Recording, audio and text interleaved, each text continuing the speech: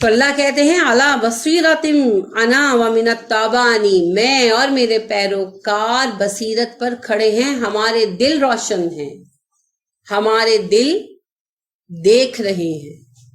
تو دل بینا ہوتے ہیں، روشن ہوتے ہیں علم سے۔ علم دل کی زندگی ہے اور جہالت دل کی موت۔ تو علم سے اپنے دلوں کو زندہ کیجئے، اور وہ علم قرآن میں ہے جو دلوں کو زندہ کرتا ہے۔ نبی کریم صلی اللہ علیہ وسلم نے ارشاد فرمایا جیسے لوہے کو زنگ لگ جاتا ہے دلوں کو بھی زنگ لگ جاتا ہے۔ صحابہ نے کہا اللہ کے نبی صلی اللہ علیہ وسلم اس کا حل کیا ہے؟ آپ نے کہا قرآن کو کثرت سے پڑھنا۔ تو خالی رٹے نہیں پڑھنا میں 7 پارے روز پڑھ لوں، کثرت سے پڑھنا، جب موقع ملے قرآن کو تفکر کے ساتھ پڑھیں، آپ کا دل بدل جائے گا، آپ ایک نئے انسان بن جائیں گے، مگر یہ ممکن نہیں ہے قرآن کے بغیر۔ لہٰذا دیکھیے وہ صحابہ جو ایک ایسے معاشرے میں پیدا ہوئے تھے جہاں آؤٹ آف میرج تعلقات رکھنا بھی جائز تھا، یورپین معاشرے کی طرح تھا نا، جسمانی تعلقات کی بڑی آزادی تھی، اور جہالت بھی بے تحاشا تھی، اور شراب نوشی عام تھی، اور جوا کھیلنا شرافت کی علامت سمجھا جاتا تھا۔ چیدہ لوگ تھے جو اس سے بچے ہوئے تھے، ورنہ عام اخلاق یہی تھا۔ جیسے آج یورپ میں اگر کوئی شراب نہیں پیتا تو بڑی حیرت کی بات ہے۔ تو اس طرح کا معاشرہ تھا۔ اس معاشرے کے اندر صحابہ کوئی 40 سال کا، کوئی 30 سال کا، کوئی 35 سال کا، کوئی 32 سال کا، کوئی 17 سال کا، کوئی 18 سال کا عمر کے افراد تھے، یہ سب ایمان لائے اور قرآن کو پڑھا اور سمجھا۔ تو دیکھیں کیسے بہترین لوگ بن کر کھڑے کہ ان کے اخلاق حیرت میں ڈال دیتے، ان کی محنتیں حیرت میں ڈال دیتی۔ یعنی نماز کا جو کورس ہے آپ کا، اس کے آؤٹ میں نوٹس بنا رہی ہوں ساتھ ساتھ، حالانکہ میں پہلے رف ورک کر چکی تھی، مگر اب نیٹ نوٹس کے لیے جو میرا تھوڑا سا کام ہوتا ہے اس پہ بھی اتنی مشقت ہوتی ہے کہ میرے کندھے دکھنے لگتے ہیں، سنجیدگی سے کہہ رہی ہوں۔ تو میں اکثر کام کرتے ہوئے سوچنے لگتی ہوں کہ ہم تو الیکٹرانک میڈیا کے دور میں بیٹھے ہیں، لیپ ٹاپ کھولا اور ٹک ٹک ٹک ٹک ٹک ٹک، لکھنا بھی نہیں پڑتا، اسکینر کے ساتھ لگایا اور وہ فوٹو کاپی پڑی ہوئی ہے، ہمیں اتنی تکلیف آتی ہے۔ تو صحابہ جو قلموں کے ساتھ دیوں کی روشنی میں سکرول پر بیٹھ کر لکھتے تھے، انہوں نے کتنی مشقت کی حدیث کے علم کو سنبھالنے کے لیے، اور اس مشقت کے لیے انہوں نے کتنی جان ماری ہوگی، اور وہ کس قدر خالص لوگ تھے، کتنے زیادہ خالص اور کتنے فوکسڈ، اپنے کام کے ساتھ کتنے جڑے ہوئے، منسلک، تب جا کر یہ کام۔ تو لہذا بصیرت، دل کی روشنی، یہ علم سے آتی، قرآن سے آتی۔ جب ہمیں بھی بصیرت مل جائے گی نا پھر پرواہ نہیں کریں گے۔ صحابہ پر کتنی ملامت ہوتی تھی، مجھے اتنی اچھی لگتی ہے یہ حدیث سلمان فارسی رضی اللہ عنہ کی، کہ وہ غزوے کے سلسلے میں شام میں تھے، تو کسی وہاں کے بندے نے پوچھا، تنزن مذاق اڑانے کے لیے پوچھا، کسی دعوت میں تھے، وہاں بہت لوگ تھے، تو ان سے کہنے لگے میں نے سنا ہے کہ تمہارے نبی نے تمہیں بتایا ہے کہ باتھ روم میں جب جاتے ہیں تو اپنے آپ کو دھوتے کیسے؟ اس نے بطور مذاق اڑانے تنزن کہا کہ انہوں نے یہ بھی بتایا کہ اپنے آپ کو دھو کیسے، اپنی شرمگاہ کو دھو کیسے۔ تو سلمان نے بڑی سنجیدگی سے کہا ہاں ہمارے نبی صلی اللہ علیہ وسلم نے ہمیں بتایا ہے، اور پھر پورا طریقہ بتایا بڑے اعتماد کے ساتھ کہ ہاں ہمارے نبی صلی اللہ علیہ وسلم نے ہمیں بتایا ہے، اس طرح اپنے آپ کو کلیئر کرو۔ دلیل، کیونکہ ہمیں پتا ہے جب تک میں پاک نہیں ہوں گی میری نماز نہیں ہوگی، تو پاکی تو پہلا سبق ہے۔ نبی صلی اللہ علیہ وسلم کو بھی پہلا حکم کیا آیا سورہ مدثر میں، وَثِيَابَكَ فَطَهِّرْ اور وَالرُّجْزَ فَاهْجُرْ، کپڑے پاک رکھیے، گندگی سے الگ رہیے، ٹھیک ہے؟ تو پہلا حکم نبی کو ہی آیا تو امتی کو تو ڈیفینیٹ ہے۔ میری نماز کی شرائط میں ہے، مجھے پاک ہونا ہے، میرے جسم، لباس اور جگہ نماز کی پاک ہونی چاہیے۔ اگر ایک بھی ناپاک ہوگی میری نماز نہیں ہوگی، تو مجھے تو جان لگا کر سیکھنا پڑے گا پاکی کے احکامات کیا۔ تو جب دلیل ہوتی ہے نا تو کوئی مذاق نہیں اڑا سکتا۔ تو ظفر علی خان صاحب کی بات ہے، مولانا ظفر علی آپ جانتے ہیں ہمارے معروف لیڈرز ہیں تحریک پاکستان کے، تو وہ جب پڑھتے تھے آکسفورڈ میں تو وہاں ایک ڈنر تھا، تو یہ ہاتھ سے کھا رہے تھے، تو کسی نے ان سے پوچھا، ان کے ساتھی اسٹوڈنٹ نے مذاقن کہا کہ برے صغیر کے لوگ ابھی بھی ہاتھ سے کھاتے ہیں؟ تو انہوں نے کہا ہاں، برے صغیر کے لوگ آج بھی عیسیٰ علیہ السلام کی طرح ہاتھ سے کھاتے ہیں۔ عیسیٰ علیہ السلام کے پاس کانٹے تو نہیں تھے نا کہ وہ کانٹوں سے بیٹھ کر کھاتے۔ اگر آپ کانٹے سے کھا لیں اٹس اوکے، کوئی قابل اعتراض بات نہیں ہے، مگر اگر کوئی ہاتھ سے کھا رہا ہے تو بھی کوئی قابل اعتراض بات نہیں، کیونکہ یہ ہماری اجداد کا طریقہ ہے۔ ہمارے باپ دادے ہم سب کے نبی اسی طرح کھاتے ہیں۔ داؤد علیہ السلام ہو یا موسیٰ علیہ السلام، ان کے پاس کانٹے چمچے نہیں تھے۔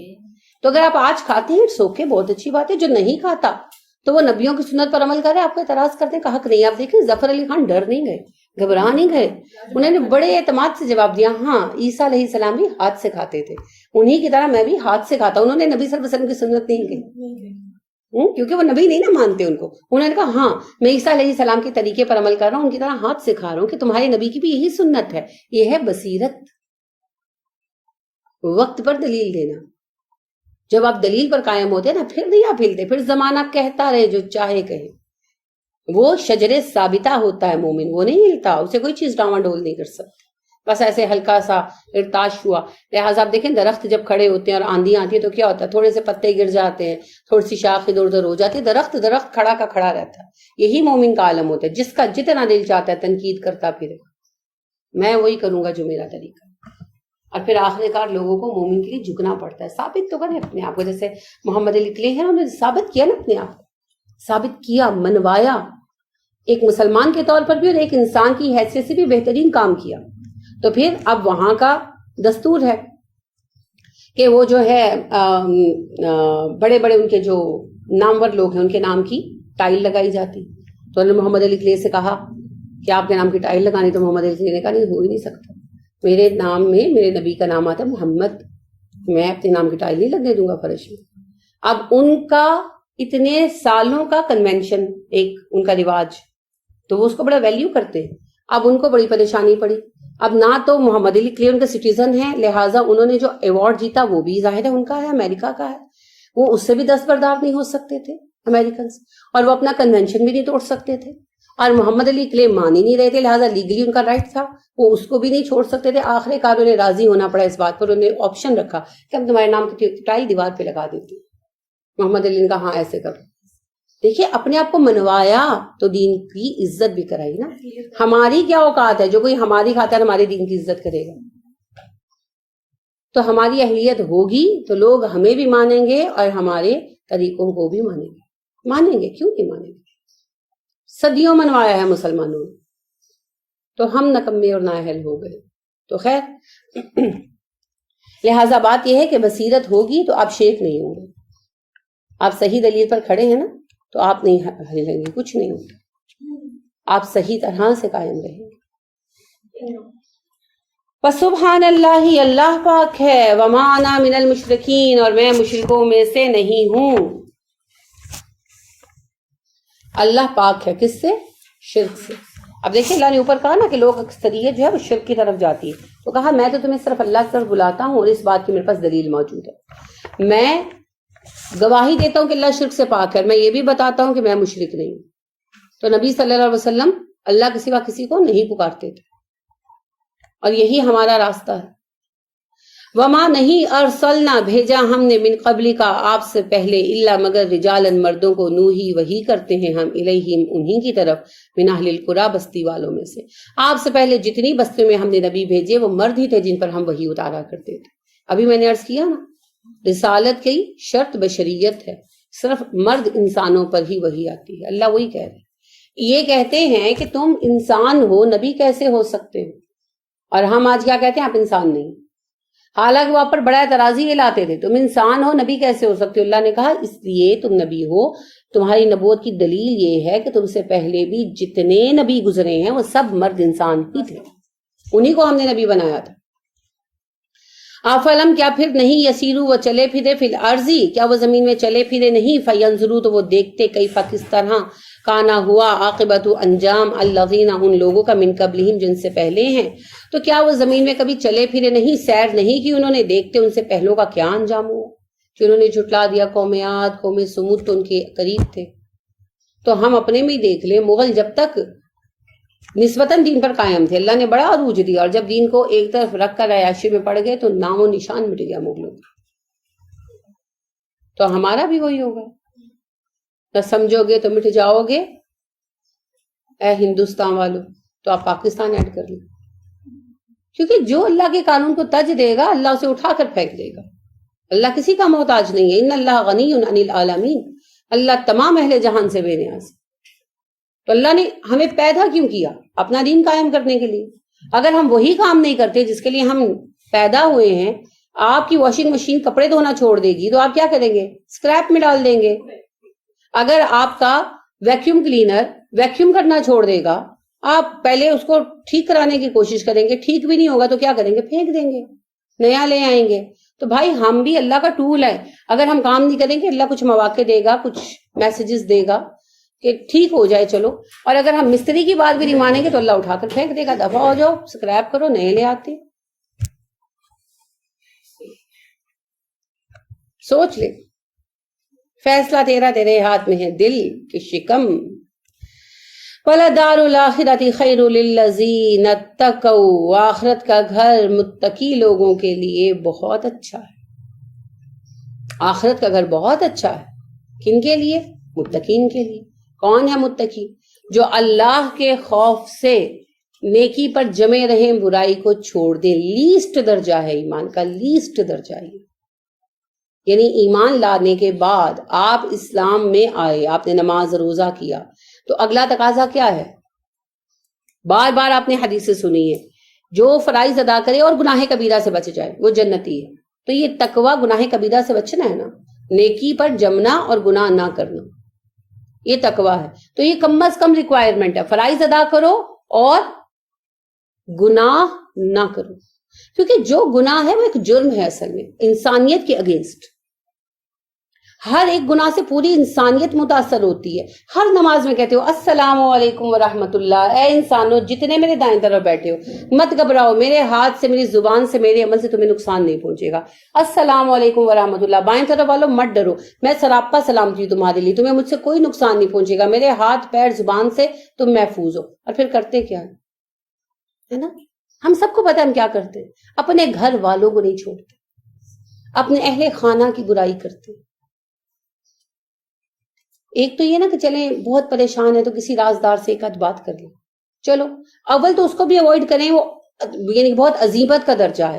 لیکن ہم عام لوگ ہیں تو سلپ ہو جاتے ہیں, یہ دل بہت بھاری ہو جاتا ہے, تو اپنے ایک آدھ قریبی سے بات کر لی, اس میں حرج نہیں ہے. مگر جو ہوتا ہے نا ڈنڈورا پیٹنا, جیسے ساسیں کی عادت ہوتی ہے بہوؤں کی برائی کرتے رہنا, یا بہوؤں کی بھی ہوتی ہے, ماں سے بات کریں تو برائی, بہن سے بات کریں تو برائی, خالہ سے بات کریں تو برائی, ہر کسی کے ساتھ رو رہے ہیں, آپ کو تو پتا نا میرا سسرال ایسا, میں تو آ ہی نہیں سکتا. اچھا کوئی خیر نہیں ہے وہاں, رہ کیوں رہے ہو؟ کوئی خیر ہے تو رہ رہے ہو نا, کوئی خیر نہیں ہے تو رہ کیوں رہے ہو؟ یعنی میں نے ایک بچے کو دیکھا کہ وہ آئے, یعنی وہ بچہ جتنی دفعہ میری ملاقات ہوئی تو ایک بچے جیسے آپس کی پرسنل کنورسیشن کر رہے ہیں, اور بچے کہہ رہے ہیں باقی کہ ہمارے پاس یہ ہے, تو تم نے کہاں سے لیا؟ ہم نے وہاں سے لیا, تم بھی لے لینا. تو میرے امی ابو کے پاس پیسے نہیں ہیں. ایک دفعہ میں نے سنا, دو دفعہ سنا, پھر میں نے اس کی ماں سے بات کی, میں نے کہا میں نے برا مت ماننا مگر میں نے تمہارے بچے سے ریپیٹڈلی یہ بات سنی, تو آئی ایم سوری, آپ اس کے پاس سارا کچھ ہے, پھر آپ اس طرح کیوں اس کو کر رہے ہیں؟ تو اس نے مجھے جواب دیا کہ وہ جب ہم سے ضد کرتا ہے نا اسٹور پر کوئی چیز دینے کی, تو میں کہتی ہوں پیسے نہیں. تو میں نے کہا بھائی اس کو کچھ اور سمجھاؤ, وہ تو بیچارہ فقیر ہوتا جا رہا دن کا. یعنی بچہ ہے نا, اس کو ایک ہی جملہ جب فریکوینٹلی کہا گیا تو وہ یعنی میں نے اس سے بار بار یہ جملہ سنا, ایون دو کہ جیلی کھا رہے تھے, بچیاں کھا رہی تھیں, اور انہوں نے اس کو دینے سے, آپ کو پتا بچے ایک آدھ دے دیتے, زیادہ نہیں دیتے, تو بچے کہنے لگے, سب کے پاس اپنی اپنی تھی, تو بچے اس کو کہنے لگے کہ تم اپنے ماما بابا سے کہنا کہ وہ تمہیں لے دے فلانے اسٹور سے. تو وہ آگے سے پلٹ کر اس نے یہی رپلائی کیا, اور میں اس کے لیے جیلی ہی لینے جا رہی تھی, میں نے دی. پھر میں نے اس کی والدہ کو بلایا اور میں نے کہا کہ اسی وقت پھر میں نے بات کی, کتنی چیپ سی چیز ہے جیلی, روز ہی آتی ہے گھروں میں. تو میں نے پھر اس سے بات کی اور اس نے یہ جواب دیا. تو ہم کتنی بے وقوفانہ حرکتیں بعض اوقات کرتے ہیں نا, ہم سے غلطیاں سرزد ہو جاتی ہیں. ایک دوسرے کے تربیت کے معاملے میں بھی یہ ظلم ہے نا, وہ ساری عمر پھر نہ شکر گزاری کا رویہ رہتا ہے, بچے کے ذہن میں چیزیں فیڈ ہو جاتی ہیں. خیر یہ تو بیچ میں ایک بات نکل آئی. اصل بات یہ ہے کہ ہم لوگ اگر اللہ کے تقوی پر قائم ہیں تو آخرت ہمارے لیے اچھی ہے. اور اللہ کا تقوی کیا ہے؟ ہر برائی سے رک جانا، اور یہ لیسٹ درجہ ہے. کیونکہ نبی صلی اللہ علیہ وسلم کی حدیث ابھی میں عرض کر رہی ہوں نا کہ آپ نے کہا فرائض ادا کرو اور گناہ کبیرہ سے بچو. تو تقوی یہی تو ہے، بڑے گناہوں سے بچ جاؤ، بڑے گناہوں سے بچ جاؤ. اللہ کے ڈر سے گناہ چھوڑ دینا تقوی ہے.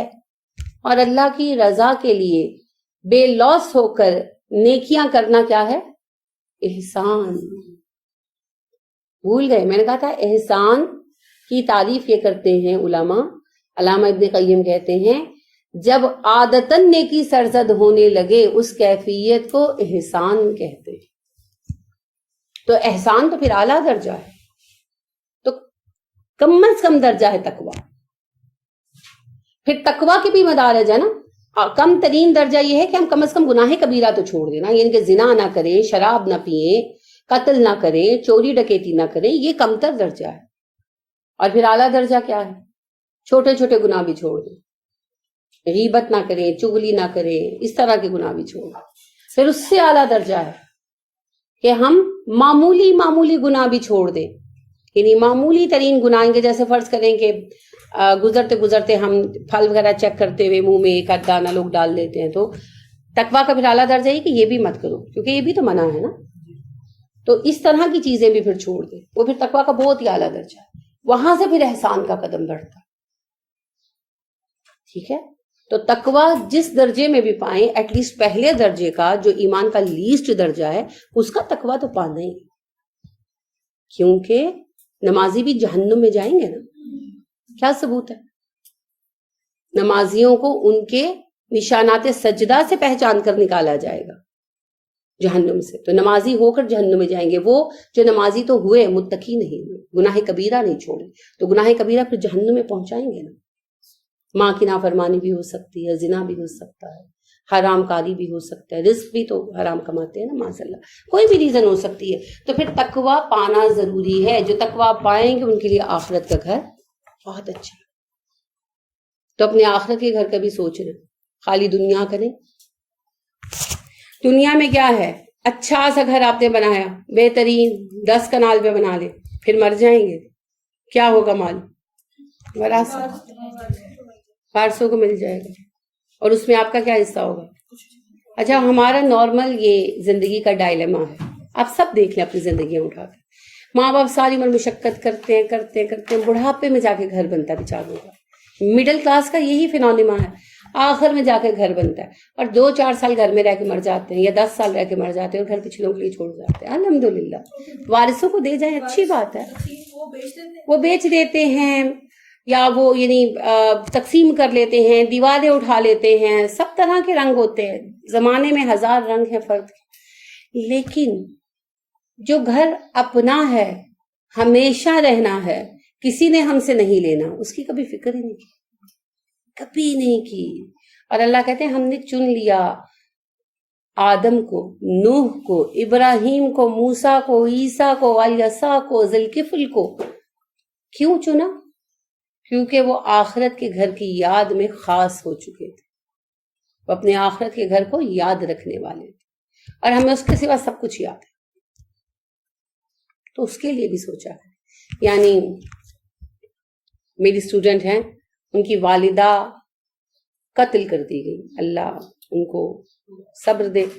وہ ہاسپٹل گئیں گھر کی، تو راستے میں ان سے سونا وغیرہ پہنا ہوا تھا، تو راستے میں کسی نے ان کو لوٹ کر انہیں نہر میں پھینک دیا گلا دبا کر. اللہ عالم رکشے والے نے لوٹا یا کیا ہوا، کچھ پتا نہیں چلا. آپ کو پتا ہے یہاں کیسز کا کیا پتا چلتا ہے. ان بیچاری نے گھر بنوایا تھا، ان کے والدین کی طرف سے حصہ ملا، اس کو بیچ کر گھر بنوایا. گھر بن چکا تھا، نیا فریج وغیرہ لا کر رکھ چکی تھی، اور اگلے دن سے شفٹنگ، یعنی سامان بھی جا چکا تھا، صرف خود شفٹ ہونا تھا نیکسٹ ڈے.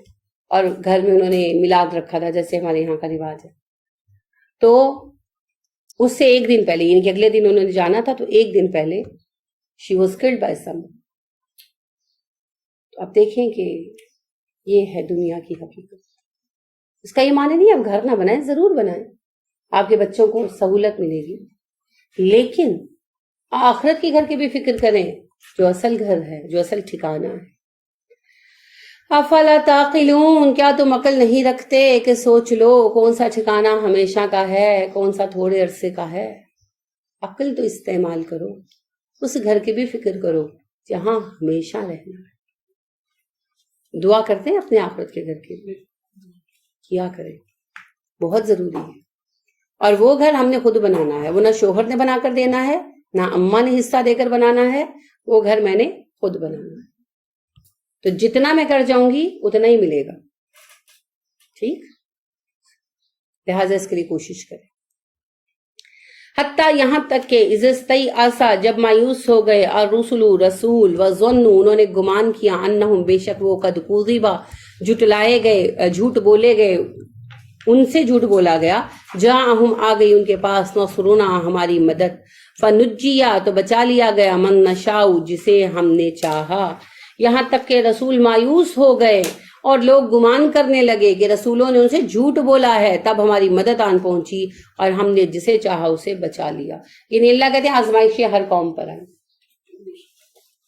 صحابہ سے خطاب ہو رہا ہے نا، صحابہ پر یہ زمانہ بہت مشکل تھا، کروشل ٹائم تھا، آخر وقت تھا تبلیغ کا مکہ کی۔ تو اب آپ کو پتا ہے کہ کس قدر شدت کے ظلم تھے صحابہ پر۔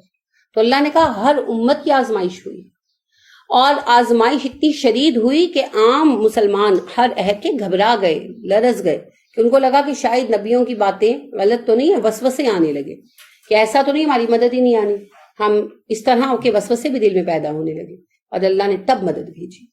تو اللہ کافروں کو بھی پورا موقع دیتے ہیں اور اللہ مومنوں کو بھی آزماتے ہیں۔ خالی اتنا کہہ دینے سے کہ ہم مومن ہیں کام نہیں چلتا۔ آپ دیکھیں، آپ کسی ملازم کو رکھتے ہیں تو آزماتے نہیں، اس پہ کچھ عرصہ نظر رکھتے ہیں، کسی وقت پہ ہی جا کے اعتبار کرتے ہیں۔ بلکہ میں تو وہی کہتی ہوں، ایک مٹی کا گھڑا خریدتے ہیں تو ٹھونک بجا بجا کر دیکھتے ہیں۔ تو اللہ اپنے دین کے کارکن چنے، اپنا نائب چنے، اور ایسے ہی اٹھا کے رف ٹف سب کو بٹھا دے، نہیں، اللہ بھی ٹھونک بجا کر دیکھتے ہیں۔ اس میں صلاحیت بھی ہے پانی ریسٹور کرنے کی کہ ایویں ہی ہے، لہٰذا اللہ تو پھر ایک دفعہ دیکھیں گے، جانچیں گے۔ ہم اپنا اتنا سا گھر دیتے ہوئے کسی کو اگر ہم رکھتے ہیں اپنے گھر میں کیئر ٹیکر، تو کتنی اس کی آزمائش کرتے ہیں۔ تو اللہ کریم اپنے دین و دنیا، جو دنیا کا سسٹم ہے اس پر دین کا انحصار ہے، تو اپنے بندوں کی دین و دنیا کی ذمہ داری دینے والا ہے نائب بنا کر، تو اللہ کچھ نہیں جانچے گا، اللہ سب جانچتا ہے پھر دیتا۔ تو اللہ کہتے ہیں آزمائش تو اس لیول تک آئے گی، لہٰذا مومنین تم صبر کرو۔ ولا نہیں یردو، پھیرا جاتا، باسنا، ہمارا عذاب، عن القوم المجرمین، اور جب ہمارا عذاب آ جاتا تو مجرم اسے پھیر نہیں سکتے۔ یعنی جب عذاب آئے گا پھر سب مریں گے۔ اب دیکھیں نا بدر میں پھر سب کا سب آیا ہے۔ لقد، بلا شک و شبہ، کانا ہے، فی قصصہم، ان قصوں میں، عبرت، عبرت، لأولی الالباب، عقل والوں کے لیے، بے شک ان قصوں میں عقل والوں کے لیے عبرت ہے، ایسی نشانی جو رونگٹے کھڑے کر دے، عبرت کہلاتی۔ تو لہٰذا ان قصوں میں عبرت ہے، ان قوموں کی تباہی میں ہمارے لیے عبرت ہے۔ ما کانا، نہیں ہے، حدیثاً، بات، یفترا، گھڑی ہوئی، قرآن کوئی گھڑی ہوئی بات نہیں ہے، جیسے تم کہتے ہو محمد گھڑ لیتے ہیں صلی اللہ علیہ وسلم، گھڑی ہوئی چیز نہیں ہے۔ ولیکن، لیکن، تصدیقہ، یہ تو تصدیق ہے، الذی بین یدیہ، اس کتاب کی جو تمہارے ہاتھوں میں موجود ہے۔ توریت و انجیل اور پہلی کتابوں کی قرآن تصدیق کرتا ہے۔ وتفصیلا، اور اس میں تفصیل ہے، کل شیء، ہر چیز کی۔ اب ہر چیز کی تفصیل سے مراد یہ نہیں کہ سائنس کی بھی ہے اور جیوگرافی کی بھی ہے، جو ہدایت سے متعلقہ امور ہیں ان میں سے ہر بات کی تفصیل اس میں موجود ہے۔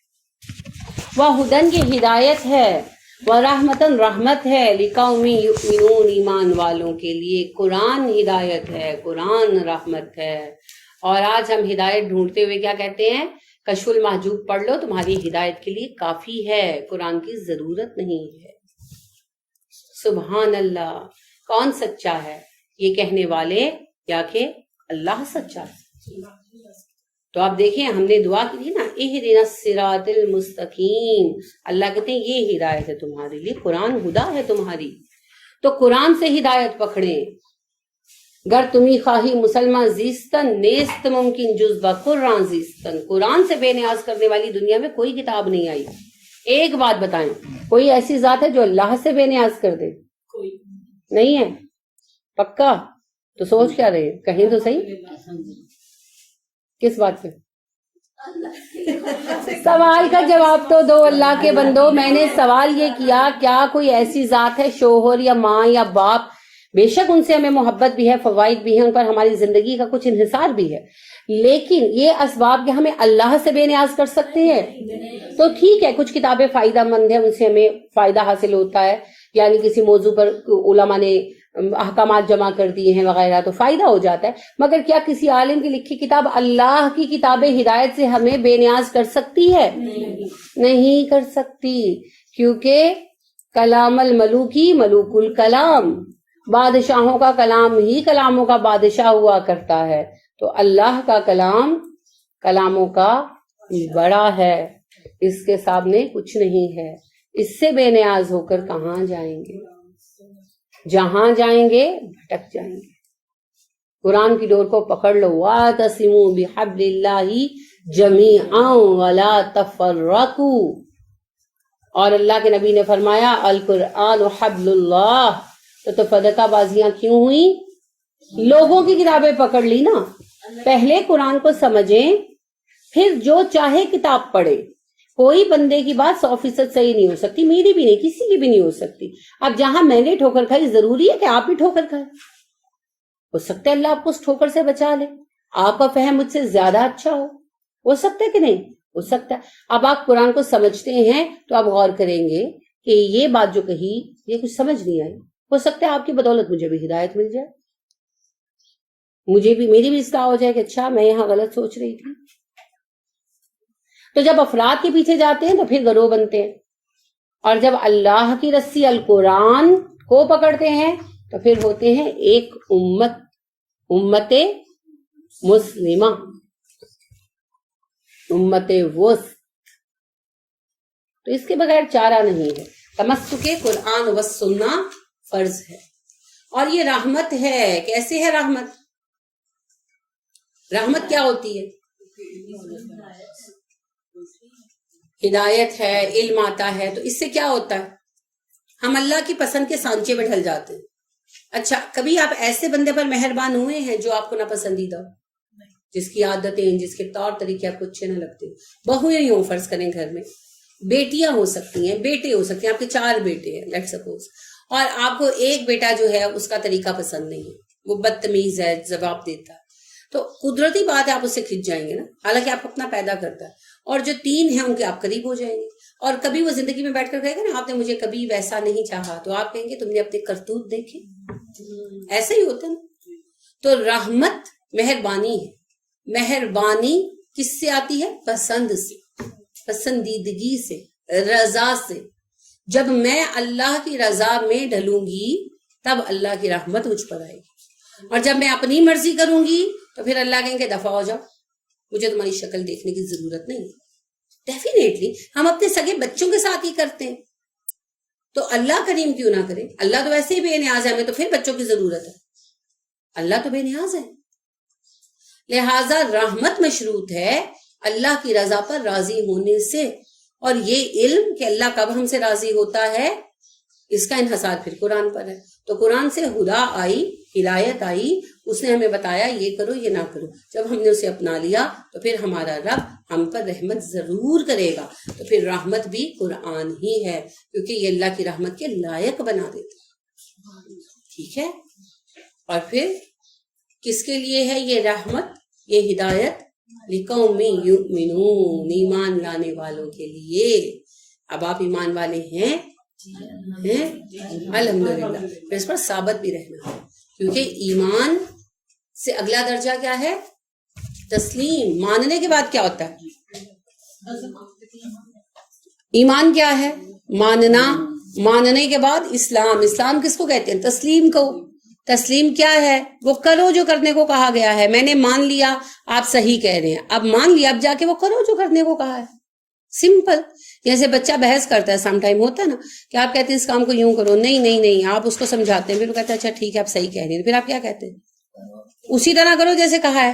ختم ہوگی، تسلی ہو گئی. وہی بات ہے، مان لیا، اب تسلیم لے آؤ. تسلیم بجا لانا، اسی کا تو یہی مفہوم ہے اس کا. اب کر لو، کر کے دکھاؤ. لہٰذا اگلا درجہ اسلام. اسلام کے بعد تقوی. اللہ جی میں نے آپ کو رب مان لیا، اب وہ سب چھوڑ رہی ہوں جو آپ کو پسند نہیں ہے. ٹھیک ہے ٹھوکریں کھائیں گے لیکن ایک دن تو استقامت آئے گی. اور تقوی کے بعد پھر اعلیٰ درجے تو ہیں احسان والوں کے لیے، اور احسان ہے نیکی کرنا کرنا کرنا اور صرف نیکی کرنا، بدلے میں کسی چیز کی توقع نہ رکھنا، شکریہ کی توقع بھی نہ رکھنا. نیکی ایسے سرزد ہو جیسے عادتاً کوئی کام سرزد ہوتا ہے. یہ درجہ مشکل. اللہ ہمیں اس کے لائق بنائے. لیکن آغاز تو پھر ایمان سے ہوگا، ایمان سے تسلیم، تسلیم سے تقوی اور تقوی سے احسان. اللہ رب کریم ہم اس کے لائق بنائے. آمین. سبحانک اللہم و بحمدک ونشہد ان لا الہ الا انت ونستغفرک ونتوب الیک. السلام علیکم ورحمۃ اللہ وبرکاتہ.